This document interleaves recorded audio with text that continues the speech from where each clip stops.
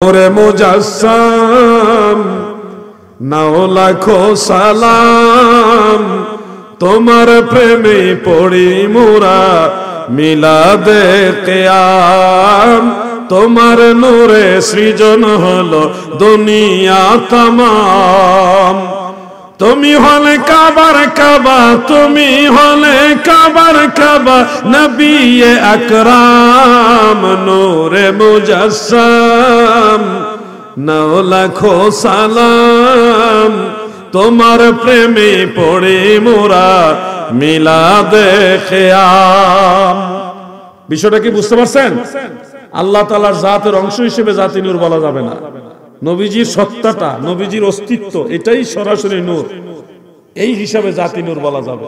তবে আমরা সতর্কতার জন্য বলবো জাতি নূরের জ্যোতি।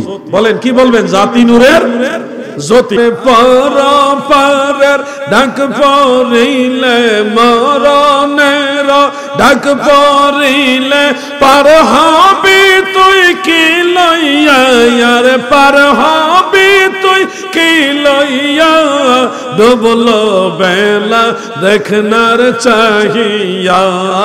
আল্লাহ আল্লাহ আল্লাহ আল্লাহ মারহাবা, আল্লাহ আল্লাহ আল্লাহ আল্লাহ আল্লাহ। হব জমানা রে ডুবল বেলা দেখনার চাহিয়া। আল্লাহ আল্লাহ আল্লাহ আল্লাহ আল্লাহ আল্লাহ।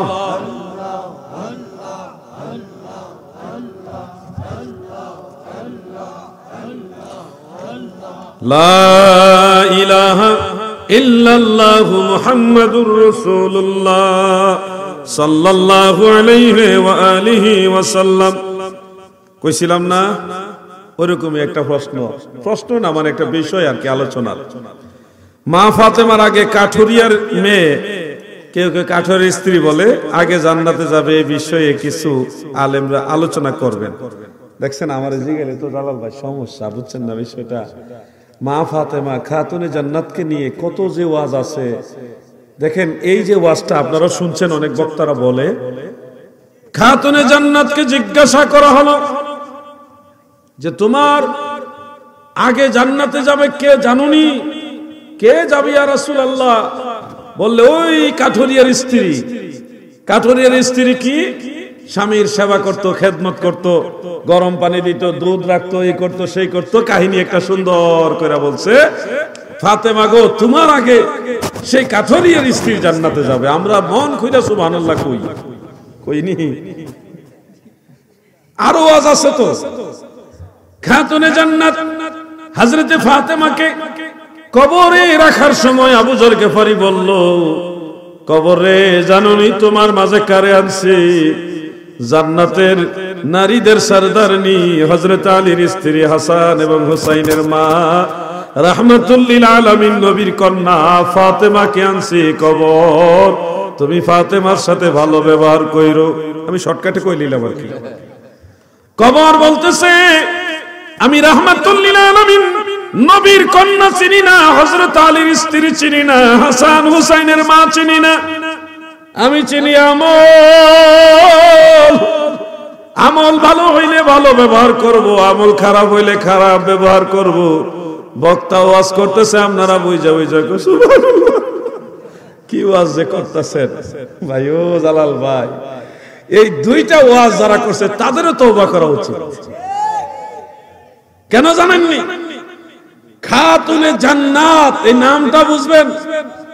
খাতুনে জান্নাত মানে ইন্না ফাতেমাতা বিনতা রাসূলিল্লাহি সাল্লাল্লাহু আলাইহি ওয়াসাল্লাম সাইয়্যিদাতুন নিসাই ফিল জান্নাহ। বুখারী শরীফের মধ্যে উল্লেখ, জান্নাতে যত মহিলা যাবে শুধু দুইজন ব্যতীত, ঈসা নবীর মা আরেকজন আছে, দুইজন ব্যতীত সমস্ত মহিলাদের সরদারনি হবে মা ফাতেমা। সুবহানাল্লাহ বলেন, সুবহানাল্লাহ বলেন। যিনি সমস্ত জান্নাতের মহিলাদের সরদারনি, সাইয়্যিদা, উনার আগে কাঠুরিয়ার স্ত্রী জান্নাতে যাবে, এই কথাটা যে বানাইছে তারে কয়েক হাজার বেত্রাঘাত করা দরকার। মা ফাতেমাকে কোথায় নামাইছে? উনি জান্নাতের মহিলাদের সরদারনি, জান্নাতে যত মহিলা যাবে সবার সরদারনি উনি, সাইয়্যিদাতুন নিসা ফিল জান্নাহ। আর ওনাকে বানাইছে একজন কাঠুরিয়ার স্ত্রীর পরে জান্নাতে যাবে, কাঠুরিয়ার স্ত্রী আগে জান্নাতে যাবে। এই ওয়াজ যে বানাইছে তার যদি কয়েক হাজার বেত্রাঘাত করা হয় তাও তার অন্যায় মাফ হবে না। খাতুনে জান্নাতের ইজ্জত সম্পর্কে সে জানে না। আর এই যে কবরের ওয়াজ করে, কবর ওরে কবর রে, কবরের ওয়াজ করে, বেশিরভাগ ওয়াহাবীরা এগুলি করে। শোনো ভাই, মা ফাতেমা উনি জান্নাতের মহিলাদের সরদারনি, উনাকে কবরে চিনবে না, তাহলে চিনবে কারে? কথা বুঝতেছেন নি আপনারা? আপনারা যারা আছেন, আপনাদের মাঝে 8 প্রকার মানুষ আছে, আপনাদের কবরের মধ্যে আযাবই হবে না, কোনো আযাব হবে না। 8 প্রকার মানুষ আছে, মুনকার নকির এসে কোনো প্রশ্নই করবে না। 8 প্রকার মানুষ আছে। কবরে চিনবে না চিনবে এটা তো পরের কথা। আপনাদের মাঝে এমন 8 শ্রেণীর মানুষ আছে, মুমিন বান্দা, 8 প্রকার ফজিলতের কারণে তাদের কবরে কোনো মুনকার নকিরও আসবে না, প্রশ্নই করা হবে না, তাদের কবরে কোনো আযাব হবে না। সুবহানাল্লাহ বলেন। আর মা ফাতেমারে কবরে চিনবে না। ওয়াজ দেন। গতকাল কি বার গেছে জালাল ভাই? গতকাল শুক্রবার গেছে না? জুমাবার। কোন ইমানদার যদি জুমার দিন মারা যায় তার কবরে কোনো আযাব হয় না। তিরমিজি শরীফ হাদিস এটা। জুমার দিনে কেউ যদি ইমানদার মারা যায় তার কবরে কোনো আযাব হবে না, কোনো ফিতনাই তাকে গ্রাস করবে না, তাকে ঘুম পাড়িয়ে দেওয়া হবে, এক ঘুমে কিয়ামত হয়ে যাবে। সুবহানাল্লাহ বলেন। ঘুম থেকে উঠে দেখবে কিয়ামত হয়ে গেছে, তার কাছে মনে হবে জোহরের নামাজের পরে ঘুমাইছে, আসরের নামাজের টাইম হয়েছে, দুটো টাইম মনে হইবে। আর মা ফাতেমাকে কবরে চিনবে না। কি সুবহানাল্লাহর ওয়াজ চলতেছে, কি একটা অবস্থা! এগুলি দূরে মারা দরকার। যারা খাতুনে জান্নাতের সম্মান জানে না সে আবার কিসের আলেম? বেজার হইতেছেন না আপনারা? এগুলি কিতাবুল আন্দাজের ওয়াজ, কোন সনদ নাই, টোটাল মিথ্যা ওয়াজ এগুলো। কোন আলেম যদি থাকে হবিগঞ্জে যে আমার কাছে দলিল আছে, সনদ সহকারে হাদিস আছে, তাকে আমার সাথে মোকাবেলা করাই দেন। বলবেন অমুক বইয়ে পাইছি, বইয়ে থাকলেই হইতো না, সনদ থাকা লাগবে, সনদ থাকা লাগবে। এটা বানায়া বহু বক্তা, বহু লেখক বানায়া বানায়া বহু কথা ঢুকাই দিছে। হেডিও আরেক ওয়াহাবী, এটি বুঝে না, নবীর সম্মান সম্পর্কে জানে না, আন্দাজে একটা খাতুনে জান্নাতের সম্মানের বিরোধী আওলাদে রাসূল, আহলে বাইতের রাসূল, আহলে বাইতের রাসূল, ওনাদের সম্মান সম্পর্কে জানে না। কবর আমি মা ফাতেমার চিনি না, কি একটা ওয়াজ চালাই দিচ্ছে। আর কাঠুরিয়ার স্ত্রীর কাহিনী একটা বানাইছে। কণ্ঠ ভালো, এইসব বক্তাদের আবার কণ্ঠ ভালো, কি টনটনা কণ্ঠ। এই সুর যখন টান দেয় তখন কিন্তু আপনাদের ভালো লাগে। সুবহানাল্লাহ তো কোয়া শুরু করে দিছিলেন আপনারা, তো রাগ করছেন নি এখন আপনারা? মা ফাতেমার সম্মান কম না বেশি? শুধু বেশি না, অনেক বেশি, অনেক বেশি, অতুলনীয় ওয়াজ। এজন্য যারা বাউল বক্তা আছে এরা আমার থেকে একটু দূরে দূরে থাকে, কারণ ধরে লাইতো আমি পার্সোনাল পাইলেই ধরি, ভাই এটা কই পাইছেন আমার একটু কন, আমি তো জানি না, এটা আপনার তো জানা দরকার। হয়তো ওনার কাছে থাকতেও পারে, জানার জন্য প্রশ্ন করি যে ভাই কোন কিতাবে এটা আছে? কো ভাই আমি শুনছি, এর লেগে ওয়াজ করতেছি। এই যে কয়েকজনে ধরছি আমি পার্সোনাল, ধরার পরে এরপরে দেখি এই বক্তা একই সাথে মাহফিল, কিন্তু আমার কাছে আয় না, আইলে তো ধরি এই বলতে কোন কিতাবে পাইছেন। কথা বুঝছেন না ভাই? আমার জীবনে তো ভাই গোটা জীবনটা কাটাইলাম কিতাবাদি ঘাটতে ঘাটতে, লাখ লাখ হাদিস নিয়ে আমি তাহকিক করছি, সনদ নিয়ে, আসমাউর রিজাল নিয়ে। তো এগুলি করতে করতে তো কাটায় গেছি। আমি বলতেছি না যে আমি সব জানি তা না, আমি চেষ্টা করছি এটুকু, আরো চেষ্টা করছি। ইলম এটা সমুদ্র, এটা কুল কিনারা খুঁজে পাওয়া যায় না। এমন অবস্থা যে ফিকহ নিয়ে যখন পড়ি তখন মনে হয় যে উসুলটা বাদ যাইতেছে, উসুল নিয়ে যখন পড়ি তখন মনে হইতেছে তারিখটা বাদ যাইতেছে, যখন আবার তারিখের কিতাব নিয়ে পড়ি তখন মনে হইতেছে আসমাউর রিজালটা বাদ যাইতেছে, আবার আসমাউর রিজাল নিয়ে যখন পড়ি তখন মনে হইতেছে হাদিস শাস্ত্রটা আবার বাদ যাইতেছে, আবার হাদিস নিয়ে যখন পড়ি তখন আবার তাফসীর বাদ যাইতেছে। মানে একটা দলে আরেকটা হয় না, আরেকটা দলে আরেকটা হয় না, একটা সমুদ্রের মাঝখানে মনে হয় হাবুডুবু খায়। ইলমটা হলো এরকম, কুল কিনার পাওয়া যায় না। যত পড়ি ততই মনে হয় কিছুই জানি না। ওয়াল্লাহি আল্লাহর কসম করে বলতেছি, যখন কিতাবাদি পড়ি তখন মনে হয় কিছুই জানলাম না। আরে কত পড়া, কিছুই দিয়ে জানতে পারলাম না, নিজেকে মূর্খ মনে হয় তখন যে কিছুই জানি না। এটা নিজের একটা অসহায়ত্ব ওই সময় আমরা অনুভব করি। কত কিতাব, ইমাম জাহাবির এক কিতাব আসমাউ রিজালের, এটার নাম হলো তারিখুল ইসলাম, 53 খণ্ড। কত খণ্ড? 53 খণ্ড। মানে বুঝেন, এই যে দুইটা হাত লম্বা করলাম না, এই মাথাতে এই মাথা, এটা ডাবল করলে যদ্দূর একটা কিতাবই অদ্দূর। ওনারা লেখা গেছে একজনের একটা কিতাব, এটাই পড়া শেষ করতারি না। তারা লেখা গেছে, এটা পড়া শেষ করতে পারি না। নিজের কাছে মনে হয় যে কিছুই জানি না, নিজের অসহায়ত্ব তখন দেখি। আর মাঠে ময়দানে এসে যখন ওয়াজ শুনি তখন মনে হয় আরে সর্বনাশ, সে তো আরো অনেক ভালো কিছু জানে, আমি যেটা জানি না। কাঠুরিয়ার ওয়াজ শুনলাম, মজাই তো লাগছে, এটা মনে হয় কোন কিতাবে আছে। জিগাইলাম, ভাই কাঠুরিয়ার ওয়াজ খুব সুন্দর লাগছে, ওয়াজটা এটা কোন কিতাবে আছে? বেটকি একটা মারছে, এলাসি বেটকি মাইরা কই ভাই এটা হুইন্না ওয়াজ করতেছে, অমুক হুজুরে ওয়াজ করছে, ওনাতে হুইন্না ওয়াজ করছে। এগুলি না ভাই। আমার জিজ্ঞেস জালাল ভাই, যদি সত্যিকারের কিতাবের মধ্যে কাঠুরিয়ার স্ত্রী মা ফাতেমার আগে জান্নাতে যাবে, আমি এটা পাইতাম, আমার জীবনের সবচেয়ে বেশি এই ওয়াজটা করতাম মহিলাদের উৎসাহ দেওয়ার লাগা। কিন্তু দেখছি না, মা ফাতেমার শানেরও খেলাম আর কিতাবও নাই। আন্দাজি ওয়াজ কি চলবো? আপনারা কইরেন, আমি ভাবতাম না। এরপরের ওয়াজ, আল্লাহর রাসূল সাল্লাল্লাহু আলাইহি ওয়াসাল্লামকে আল্লাহর জাতি নূর বলা যাবে কি না? গুরুত্বপূর্ণ প্রশ্ন। মনে রাখবেন, প্রিয় নবীজির নূর মুবারক, এই নূর মুবারকটাকে যদি জাতি নূর আখ্যায়িত করা হয়, যেটা আল্লাহর অংশ না, নবীজির জাত, নবীজির অস্তিত্ব, নবীজির সত্তা, ওইটাই হলো জাত বা জাতি নূর, এইভাবে যদি বলেন আলা হযরতের ফতোয়া মোতাবেক অসুবিধা নাই, অবশ্যই নবীকে জাতি নূর বলা যাবে। কিন্তু আল্লাহর জাতের অংশ, টুকরা, সমকক্ষ, আল্লাহর সিফাতের জাতের অংশ, সমকক্ষ, টুকরা, ওই হিসাবে যদি জাতি নূর বলেন তাহলে শিরক হবে, ঈমান চলে যাবে। দুইটা মাসালা এখানে বুঝবেন। আল্লাহর কোনো আল্লাহর জাতের কোনো অংশ নাই, টুকরা নাই, সমকক্ষ নাই। কিন্তু নবীজির যে নূর মুবারক আল্লাহ তাআলা সৃষ্টি করেছেন, এটা তো সত্তাগতভাবে নূর, অস্তিত্বটা হলো নূর। এই সত্তাটা, এই সত্তা শব্দটাকে আরবিতে বলা হয় জাত। সত্তাগতভাবে, অস্তিত্বগতভাবে নবীজি হলো নূর। ওই হিসাবে কেউ যদি বলে জাতি নূর, তাহলে কোনো অসুবিধা নাই। আমরা যারা সুন্নি মোনা অধিকত সতর্কতা বশত বলি, আল্লাহ তাআলার হাবিবের নূর মুবারক জাতি নূরের জ্যোতি, জাতি নূরের জ্যোতি। Principal Allama M A Jalil সাহেব রহমাতুল্লাহ আলাইহি তিনি নূর নবী কিতাবের মধ্যে এইভাবে সুন্দর একটা ফয়সালা দিয়ে গেছেন। আর পূর্বসূরি সালাফগণ, ইমাম ইসমাঈল আজলুনি, ইমাম মোল্লা আলী কারি এবং আরো অন্যান্য মুহাদ্দিসিন, ওনারা লিখেছেন লুমআতুম মিন নূরিহি, ইমাম জুরকানি সহকারে এটা লিখেছেন।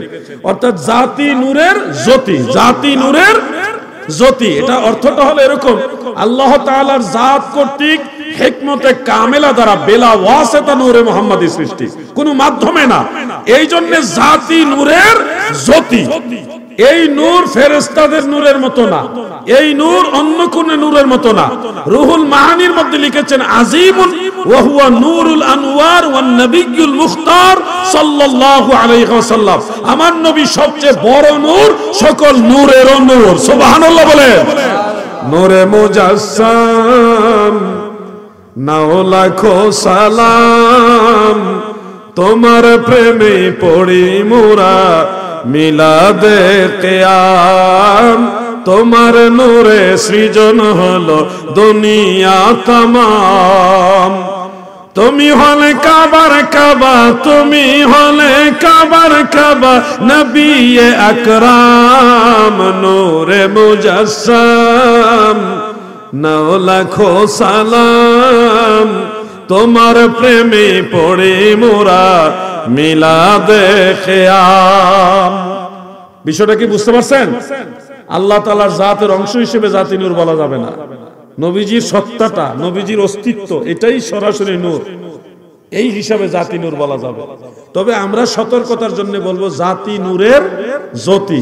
বলেন কি বলবেন? জাতি নূরের জ্যোতি, তাহলে আর কোনো টেনশন নাই। কেউ আবার বলবে খালকি নূর, খালকি নূর। শুনেন, নবীজির ক্ষেত্রে শব্দ চয়নে সতর্ক হইতে হয়। সরাসরি আমরা নবীজিকে খালকি নূর এই শব্দ হুবহু না বলে আমরা বলবো হিকমতে কামেলা দ্বারা বেলা ওয়াসিতা নূর। এটা মাখলুকাতের অন্তর্ভুক্ত হলেও অন্য মাখলুকের সাথে আমার নবীজির নূর মুবারককে তুলনা দেওয়া যাবে না। অন্য সব কিছু সৃষ্টি হয়েছে বেওয়াসিতা মাধ্যমে, আর আমার নবীজির নূর মুবারক সৃষ্টি হয়েছে বিনা মাধ্যমে। এজন্য নবীজির ক্ষেত্রে শব্দ চয়ন আমরা সতর্ক হব। আল্লাহ তাআলা আমাদের সবাইকে বোঝার তৌফিক দেন। বলেন আমিন, সবাই বলেন আমিন। এবার আমি দুইজন যুবককে সরাসরি প্রশ্ন করা একটা প্রশ্ন, এটাকে উত্তর দিয়ে গেছেন ইমরান ভাই? আচ্ছা, তাহলে এটার উত্তর আমি দিয়ে দেই, কি কোন আপনারা দিমুনে জাহাঙ্গীর ভাই?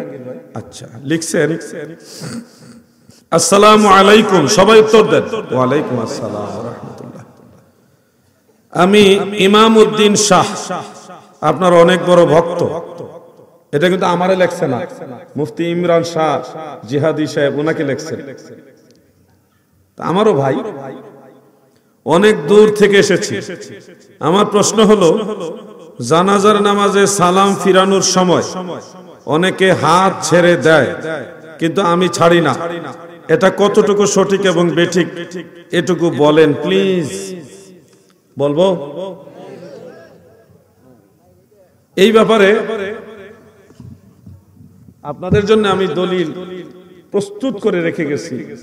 এই বইটার নাম প্রিয় নবীজির সালাত। নামাজ নিয়ে যত দলিল আপনাদের জানা দরকার, ওই যে লামাযহাবীদের যে মিথ্যাচার এগুলোই, আর আমাদের হানাফি মাযহাবের আমল, এটার পক্ষে সহিহ হাদিসের আলোকে বইটা লিখছি। এখানে একটা অনুচ্ছেদ রেডি করছি যেখানে জানাজার পরে আমরা কেন হাত ছেড়ে দেই না, বেঁধেই রাখি। হাত বাঁধা অবস্থায় তাকবীরগুলি বলি নাকি, ঈদের নামাজে হাত ছেড়ে দেই কিন্তু জানাজার নামাজে হাত ছাড়ি না। এটা এখানে আমি স্পষ্ট করে একটা অনুচ্ছেদ নিয়ে আসছি। একটু জিকির করেন, আমি বের করে আপনাদের দেখাইতে চাই যেন আপনাদের সবার কনফিউশনটা দূর হয়ে যায়। লা ইলাহা ইল্লাল্লাহ, জোরে হবে। লা ইলাহা ইল্লাল্লাহ, লা ইলাহা ইল্লাল্লাহ, লা ইলাহা ইল্লাল্লাহ, লা ইলাহা ইল্লাল্লাহ, হক লা ইলাহা ইল্লাল্লাহ, মুহাম্মদ রাসূলুল্লাহ সাল্লাল্লাহু আলাইহি ওয়াসাল্লাম। এই বই প্রিয় নবীজির সালাত, এই বইয়ের 761 নম্বর পৃষ্ঠা। সেখানে আমি কয়েকটা কিতাবের হাওলায়, যেমন তিরমিজি শরীফ সিহাসিত্তার কিতাব, হাদিস নাম্বার 1077, সুনানু দারাকুতনি জিলদে সানি 438 পৃষ্ঠা হাদিসটা রয়েছে, বাইহাকির সুনানুল কুবরায় 4th জিলদের 206 পৃষ্ঠায়, বুখারী শরীফের শরহ উমদাতুল কারির 6ষ্ঠ খণ্ডের 170 পৃষ্ঠায়, মুসনাদ আবি আলা শরীফের হাদিস নাম্বার 5858। এই সবগুলো কিতাবে হাদিসটা আছে, যেটা আমি এখন পরে শোনাচ্ছি আপনাদের। عن أبي هريرة رضي الله عنه أن رسول الله صلى الله عليه وسلم كبر على جنازة فرفع يديه في أول تكبيرات ووضع اليمنى على اليسرى। হযরত আবু হুরায়রা বলেন, নিশ্চয় আমার দয়াল নবীজি যখন জানাজার নামাজ পড়াইতেন তখন তিনি প্রথম তাকবীরের সময় হাত উঁচা করতেন, এরপরে বাম হাতের উপরে ডান হাত রেখে দিতেন। নবীজি শুধুমাত্র জানাজার নামাজে প্রথম তাকবীরের সময় হাত উঁচা করতেন, এছাড়া অন্য কোন তাকবীরে হাত উঁচা করেছেন এই কথা রাসূল পাকের হাদিসে নাই। এই হাদিসের সনদের মান কি সেটাও আমি আপনাদের উল্লেখ করে দিয়েছি, কারণ বহু রকমের মোল্লা বের হয়ে গেছে, শায়েখ নামদারি, মানসুর, আমনসুর, এরা এসে বলবে জাল হাদিস, হুট করে বলে ফেলবে জাল হাদিস। আপনি তো এত হাদিস জানেন না, তখন কি করার? এই জন্য আমি হাদিসের মান সহকারে উল্লেখ করেছি। তিরমিজি শরীফের তাহকিক করতে গিয়ে যারা আজকে জানাজার নামাজে বারবার হাত উঠায়, তাদের বড় ইমাম হলো নাসিরউদ্দিন আলবানী। সে নিজে বলছে হাদিসের সনদ হাসান, মানে এটা শক্তিশালী সহিহ হাদিস। মারহাবা বলেন। হাসান সহিহ হাদিসের একটা প্রকার। তাহলে সহিহ হাদিস থেকে, শক্তিশালী হাদিস থেকে বুঝলাম জানাজার নামাজে তাকবীরে তাহরিমা, যেমন আমরা প্রথম নামাজ শুরু করি সময় আমরা হাত উঠাই, এই যে আল্লাহু আকবার, ওই জানাজার নামাজের শুরুতে আমরা এইভাবে হাত উঠাই, আল্লাহু আকবার বলে হাত বাঁধবো। এছাড়া আর কখনো হাত উঁচা করার দরকার নাই। কেন দরকার নাই? আল্লাহর রাসূল সাল্লাল্লাহু আলাইহি সাল্লাম বারবার হাত উঁচা করে নাই, এজন্য আমরাও করব না। এটা সহিহ হাদিস দ্বারা প্রমাণিত। এছাড়া আরো কিছু হাদিস আছে, আরো কয়েকটা riwayat আমি এখানে উল্লেখ করেছি। এরকম নামাজের যত জটিল জটিল বিষয় আছে, প্রত্যেকটা সনদ, মতন, হাদিসের মান, আসমা ও রিজালের তাহকিক সহকারে আমি এখানে উল্লেখ করেছি। ওইটাও করে আবার এর বিদাতি, যেটা নবীজি করে নাই তারা এটা করে। নামাজের ভিতরে উপর দিকে তাকানো নিষেধ, নামাজের ভিতরে উপরের দিকে তাকানো কি নিষেধ, নামাজের খুশু খুজুর খেলাফ এটা। নামাজের সময় তাকাতে হবে সেজদার স্থান যেখানে ওইখানে, এটা সুন্নত তরিকা। এরা যে বিদাতি, এরা যে নবীর তরিকার ভিতরে নাই, তার প্রমাণ তাদের প্রত্যেকটা কাজে কর্মে পাওয়া যায়। আমরা বিদাতি নয়, আমরা আহলে সুন্নাহ, নবীর দল, ঠিক কিনা বলেন? এবার আমি সরাসরি এই দুইটা বই আপনাদের নিয়ে আসতেছে, সংগ্রহ করে রেখে দেন, ছেলে মেয়েদের জন্য বইগুলি নিয়ে যান, কাজে লাগবে। আলাউদ্দিন জিহাদি আজকে আছে, কালকে নাও থাকতে পারে, তো কালকেও আপনাদের এই দলিলগুলি লাগবে। তখন বুঝবেন যে কি রেখে গেছি, এখন তো বুঝেন না, মরলে বুঝবেন। এই বইগুলি ঘরে ঘরে নিয়ে যান, প্রত্যেকের ঘরে একটা নামাজের বই থাকা দরকার। আর এই বইটা শবে বরাত ও শবে মেরাজ নিয়া, শবে বরাতের নামাজ, রোজা, আমল, শবে মেরাজ সম্পর্কে ডিটেলস দলিল এবং শবে মেরাজের নামাজ, রোজা, আমল, এই বইটার মধ্যে আছে। এটা 100 টাকা, আর বড়টা হলো 500 টাকা। যার যেমন তৌফিক আছে বইগুলি সংগ্রহ করে রেখে দেন। আমার একটা ছোট ভাই আপনাদের কাছে আসবে।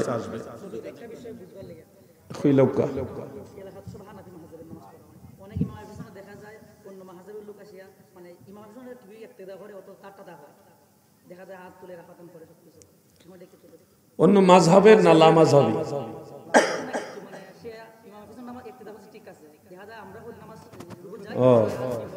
বুঝতে পারছি। আমাদের বাংলাদেশে যারা বারবার রফউল ইয়াদাইন করে, এরা কোনো মাযহাব মানে না, এরা লা মাযহাবি। এরা কি লা মাযহাবি। কাবা ঘরে, মদিনা মুনাওয়ারায়, মসজিদুল হারামে, মসজিদ নববী শরীফে যারা রফউল ইয়াদাইন করে তারা হলো হাম্বলি মাযহাবের অথবা শাফি মাযহাবের। কিন্তু আমাদের বাংলাদেশে যারা আছে এরা কোনো মাযহাবেরই না।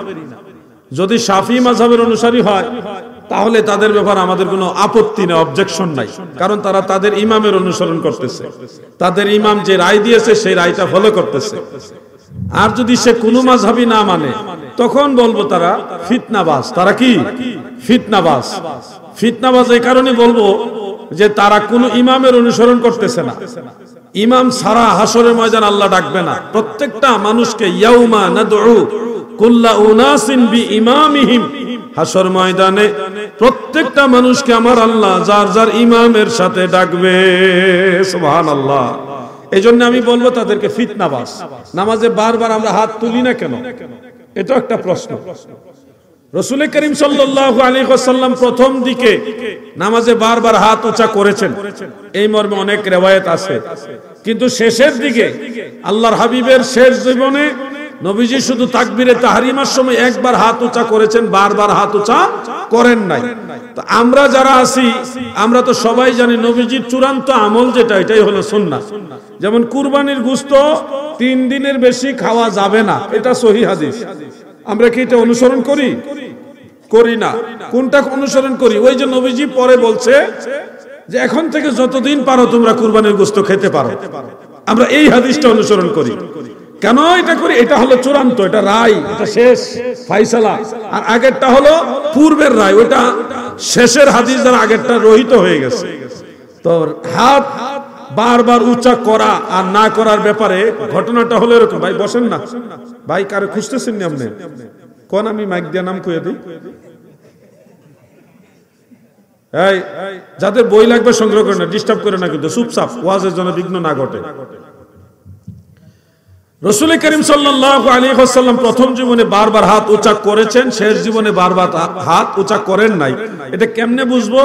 বুখারী শরীফের মধ্যে হযরতে আব্দুল্লাহ ইবনে ওমর রাদিয়াল্লাহু আনহুমা থেকে একটা রওয়ায়াত রয়েছে, সেখানে উল্লেখ, তুমি এই ইয়া করো না, বইলে এক সাইডে যাও, যার লাগবে নিয়ে নিবে, তুমি ঘোরাফেরা করলে ফায়েজ কেটে যাবে মাহফিলে। যাদের বই লাগবে আপনারা একটু কোনায় চুপচাপ গিয়ে নিয়ে আসবেন। শুনেন, হযরত আব্দুল্লাহ ইবনে ওমর রাদিয়াল্লাহু আনহুমা তিনি প্রথম হাদিস বয়ান করেছেন যে রাসূল করিম ইজা ইফতাতাহা সালাতা রাফা ইয়াদাইহি, নবীজি নামাজ শুরু করার সময় হাত উঁচা করতেন, রুকুতে যাওয়ার সময় হাত উঁচা করতেন, রুকু থেকে দাঁড়িয়ে আবার হাত উঁচা করতেন, তৃতীয় রাকাতে যখন দাঁড়াতেন তখন হাত উঁচা করতেন। এই মর্মে দুইটা হাদিস বুখারী শরীফে আছে। বর্ণনাকারী সাহাবীর নাম আব্দুল্লাহ ইবনে ওমর রাদিয়াল্লাহু আনহু। কিন্তু এই একই সাহাবী পরবর্তীতে হাদিস বর্ণনা করেছে, যেটা ইমাম বুখারীর উস্তাদ ইমাম হুমায়দি রাহমাতুল্লাহ আলাইহি বর্ণনা করেছেন। সেখানে উনি, এই সাহাবী যিনি নবীজি বারবার হাত তোলার কথা বলেছেন, তিনি বলতেছেন যে আল্লাহ রাসূল যখন নামাজ শুরু করতেন, ইজা ইফতাতাহাস সালাত রাফা ইয়াদাইহি, নবীজি নামাজ শুরু করতেন তখন দুই হাত এভাবে উঁচা করতেন, আল্লাহু আকবার। ওয়াইজা আরাদা আইয়ারকা, যখন নবীজি রুকু করার ইরাদা করতেন, ওয়া ইয়ারফাউ রাসাহু মিনার রুকুই, এবং যখন নবীজি রুকু থেকে মাথা উঁচা করতেন, ফালা ইয়ারফাউ, তখন নবীজি আর হাত উঁচা করতেন না, ওয়ালা বাইনা সিজদাতাইনে, এমনকি দুই সিজদার মাঝে নবীজি হাত উঁচা করতেন না। তাহলে একই সাহাবীর বর্ণনা পেয়ে গেলাম দুই রকম। এক হাদিসে বলল দয়াল নবীজি বারবার হাত উঁচা করছে, আর একই সাহাবী আরেকবার বলল নবীজি শুধু একবার তাকবীরে তাহরিমার সময় হাত উঁচা করছে, এছাড়া আর কখনো হাত উঁচা করে নাই। এখন দুই রকম হাদিসের কোনটা আমরা আমল করব? যেটা লাস্টের ওইটাই তো আমল করব। সর্বশেষ যেটা নবীজি করছে ওইটা হলো আমাদের জন্য সুন্নাহ। এখন সর্বশেষ কোনটা? মুসান্নাফ ইবনে আবি শাইবা এবং শারহু মাআনিল আসারের মধ্যে সহিহ সনদে উল্লেখ, আন মুজাহিদিন রাহিমাহুল্লাহ ক্বালা সাল্লাইতু খালফা ইবনে উমারা রাদিয়াল্লাহু আনহুমা ফালাম ইয়ারফা ইয়াদাইহি ইল্লা মাররাতান ওয়াহিদা। হযরত মুজাহিদ রাহমাতুল্লাহ আলাইহি বলেন, আমি আব্দুল্লাহ ইবনে ওমরের পিছনে নামাজ পড়ছি, আমি দেখেছি তিনি শুধুমাত্র একবার তাকবীরে তাহরিমার সময় হাত তোলা ব্যতীত আর কখনো হাত তুলতেন না। তাহলে আব্দুল্লাহ ইবনে ওমর তিনি বলছেন নবীজি বারবার হাত উঁচা করছেন, আব্দুল্লাহ ইবনে ওমর বলছেন নবীজি শুধু একবার হাত উঁচা করছেন। ব্যক্তিগতভাবে ইবনে ওমর যখন নামাজ পড়তেন তখন তিনি শুধু একবারই হাত উঁচা করতেন, বারবার তুলতেন না। অতএব বিষয়টা ক্লিয়ার হয়ে গেল, বারবার হাত তোলাটা ছিল নবীজির আগের আমল, আর একবার তাকবীরে তাহরিমার সময় হাত তোলা, বারবার হাত না তোলা, এটা ছিল দয়াল নবীর চূড়ান্ত আমল, সর্বশেষ আমল, যার কারণে ইবনে ওমর নিজেও একবার হাত